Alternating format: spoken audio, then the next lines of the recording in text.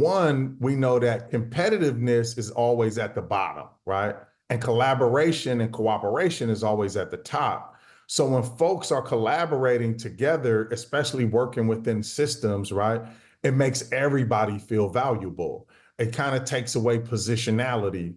And so when you have people who are working in pretrial services or parole or probation, and they align themselves with working with community organizing groups and different kind of community organizations, what happens is everybody, because everybody's a stakeholder, right? We all have a stake in this. But what that does is it allows us all to feel like we're all part of the solution and we're working together. Because sometimes what happens is there's a natural feeling of antagonism, right?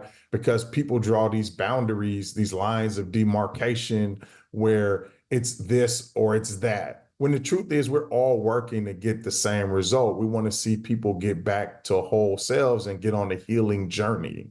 And the way that you, I guess, get this, if we're going to take an argumentative stance in terms of the inclusion of people who are impacted by the criminal legal system, formerly incarcerated, et cetera, is that they're the only ones who can explain what it sounds like when the door closes after you get arrested and you know your entire life is changing.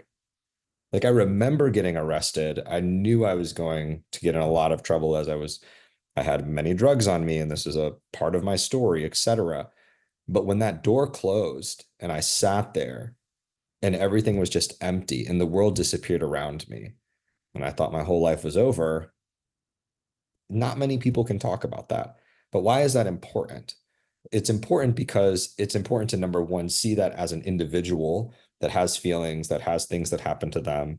But also, it's like the door closing and the world disappearing around them might be the practice of today, but that might not be the practice of what we want 25, 50, and 75 years from now. But in order to put in policies that actually make meaningful impact, you have to understand what it feels like when the door closes and the whole world around you shuts down. So by including and collaborating, co-working, co-leading, co-designing policies with people with system impact, people who've been through that experience, such as myself and many other individuals, you're able to gain insight, and you're able to gain insight that can inform practice. And when insight informs practice, the practice becomes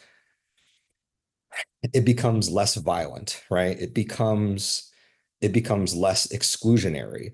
It becomes less dehumanizing, a word that we've used probably many times on this call, right? And I think we're still using these same words, we're still using these same things and saying this because we haven't gotten to the place where there has been meaningful collaboration with people of that experience in the way that is needed.